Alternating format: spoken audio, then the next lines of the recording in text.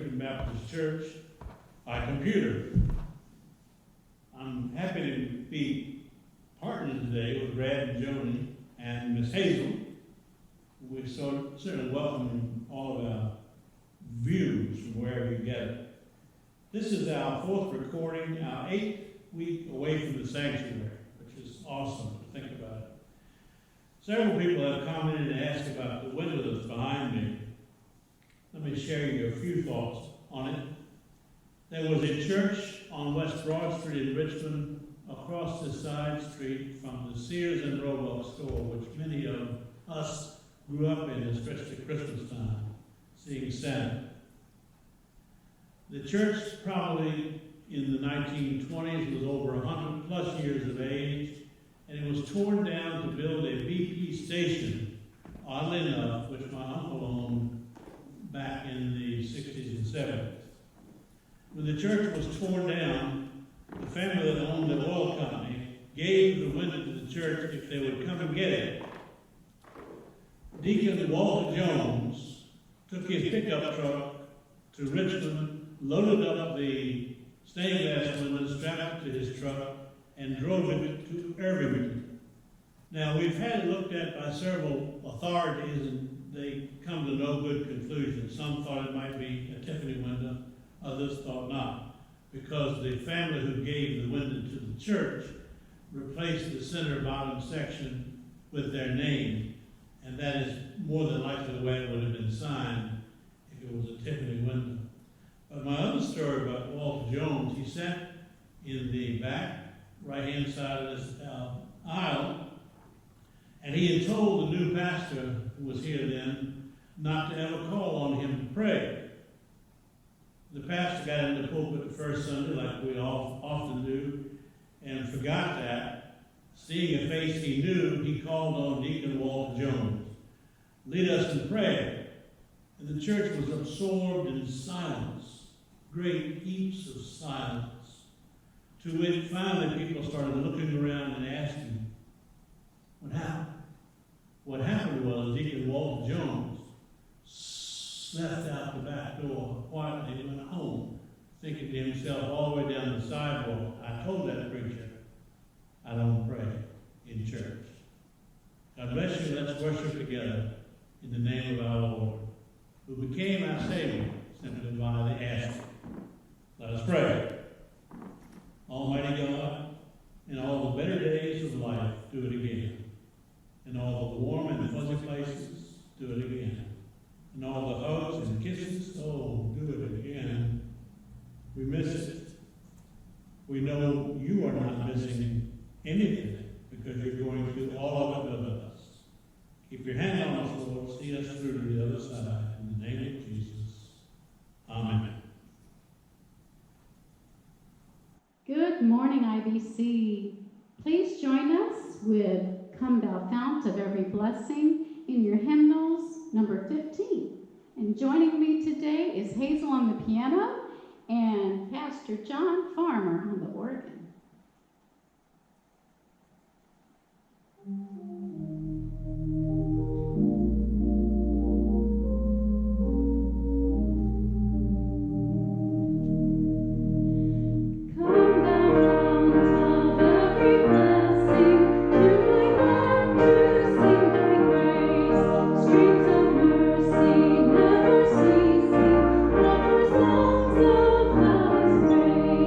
Teach me so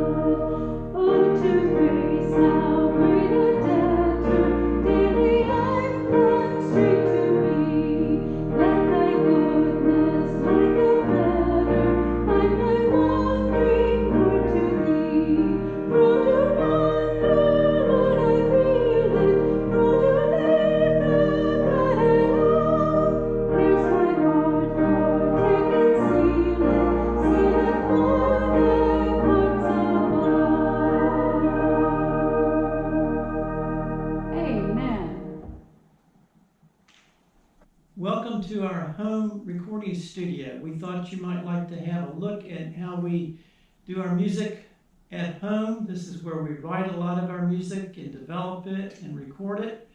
A lot of times when we record for our CDs, we start out with tracks that we record here in the home studio. And when you hear the record, you're listening to some of our tracks recorded here in addition to what we do in the studio. Joanie, any thoughts? No, you've said it perfectly, honey. Thank you. So what's the song we're going to do here? The song we're going to sing for you is Amazing Grace, Marvelous Grace.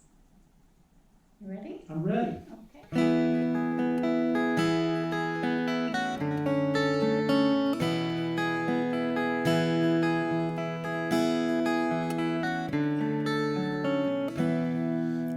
Amazing grace, how sweet the sound that saved a wretch like me. I once was lost, but now am found, was blind, but now I see. Grace, grace, God's grace, grace that will pardon and cleanse within. Grace, grace, God's grace, grace that is greater than all our sin. 'Twas grace that taught my heart to fear, and grace my fears relieved. How precious did that grace appear the hour I first believed. Grace, grace, God's grace, grace that will pardon and cleanse within. Grace, grace, God's grace, grace that is greater than all our sin. I was blind, but now I see. Jesus came to set me free.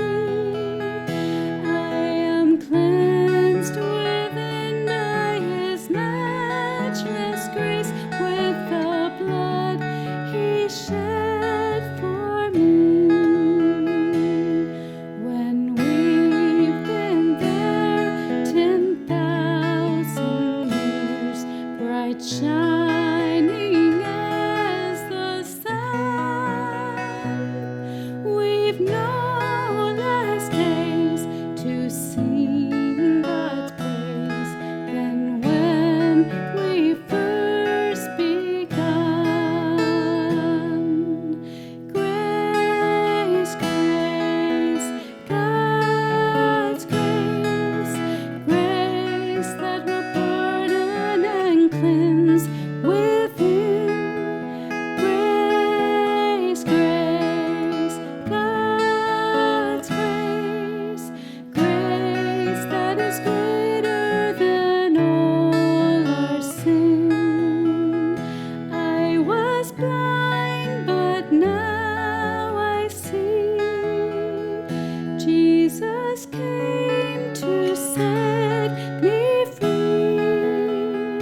I am cleansed within by His matchless grace, with the blood He shed for me.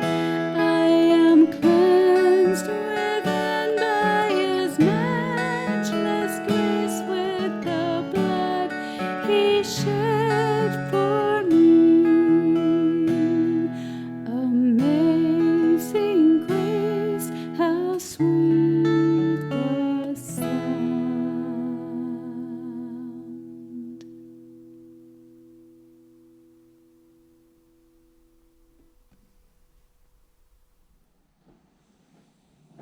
Well, what's our next song? Well, our next song, honey, is very, very special because this is about, it ties in with what your message is going to be about. Well, I'm talking on the book of Daniel today. And so the title of my short message is Our God is Greater. And we have a song that's almost by the same title. It's My God is Greater because it's on a personal level. Yeah. And we look forward to sharing that with you now. It was written based on Daniel several years ago. It was. All right, So you ready? I'm ready. Okay. Okay, here we go.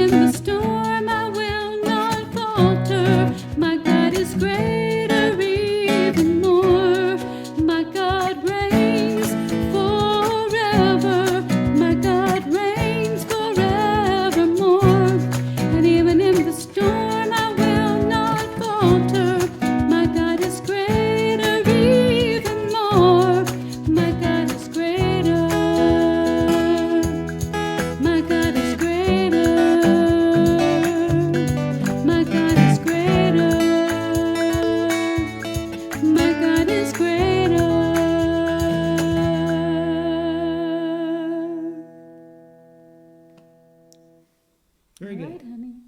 Looking forward to your message. Thank you.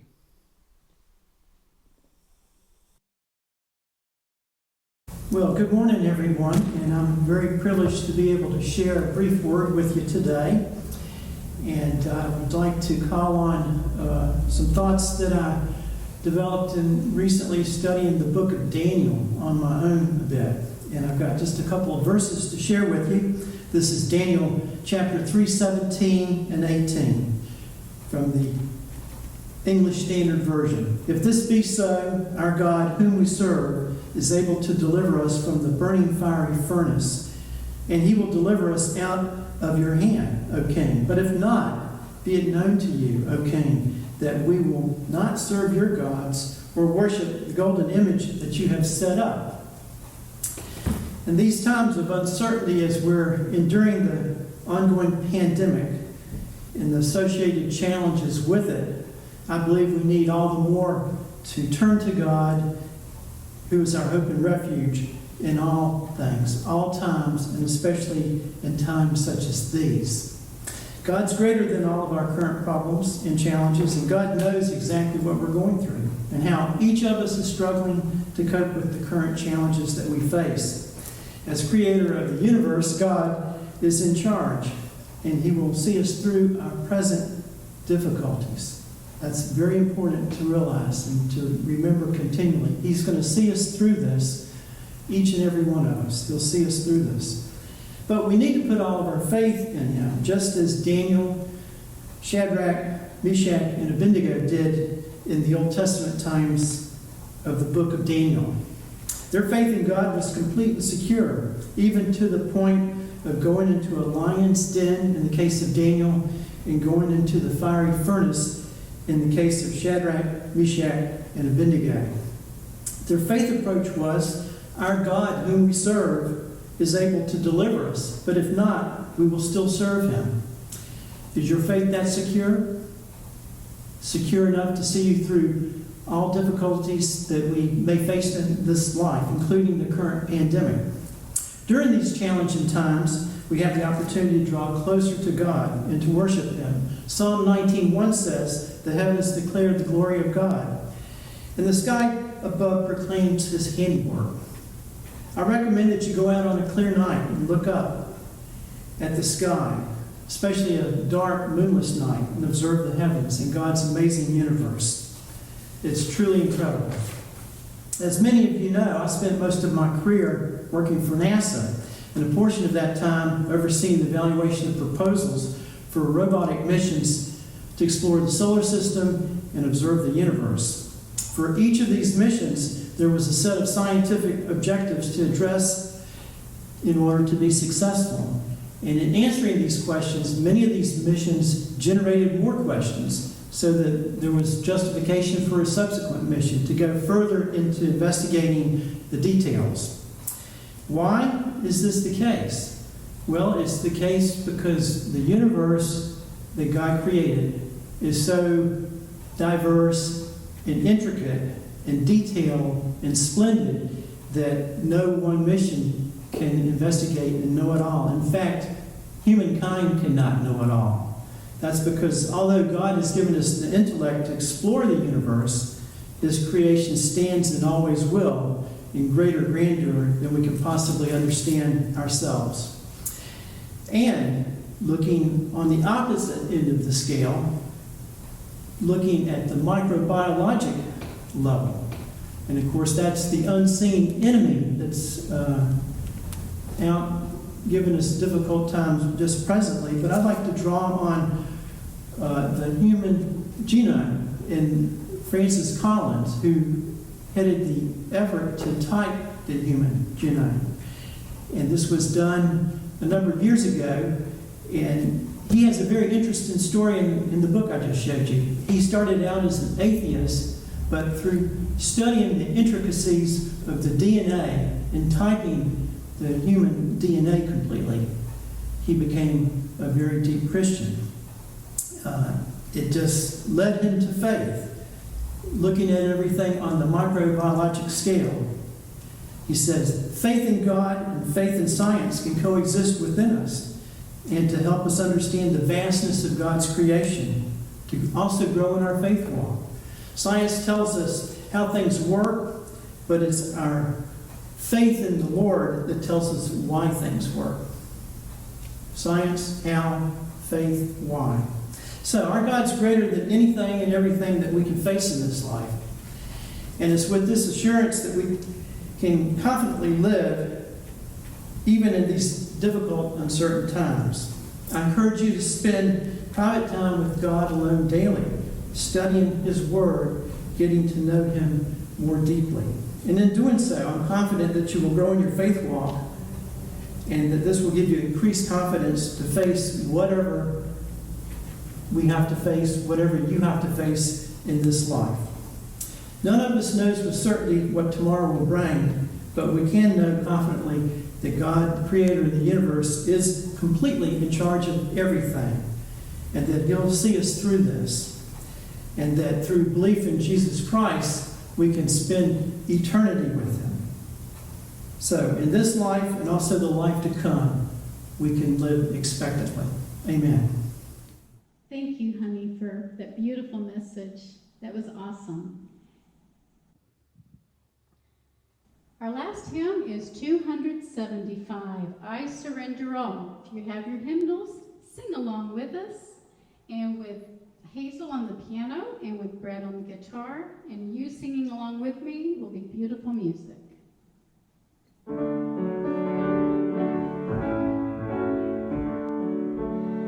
Oh, to Jesus I surrender, all to Him I freely give. I will ever love and trust Him, in His presence daily live. I surrender all, I surrender all to Thee, my blessed Savior. I surrender all to Jesus I surrender. Make me Savior wholly Thine.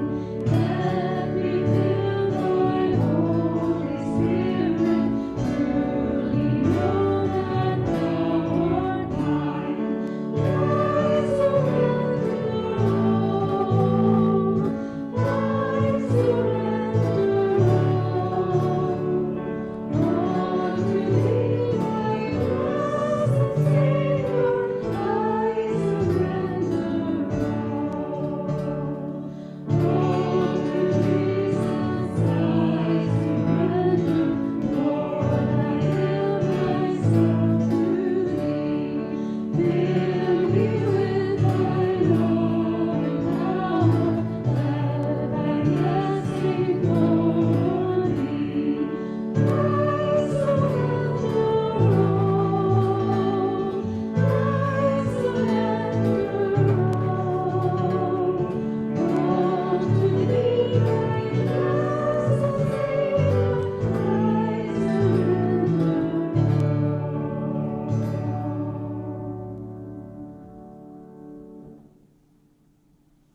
That's a wrap.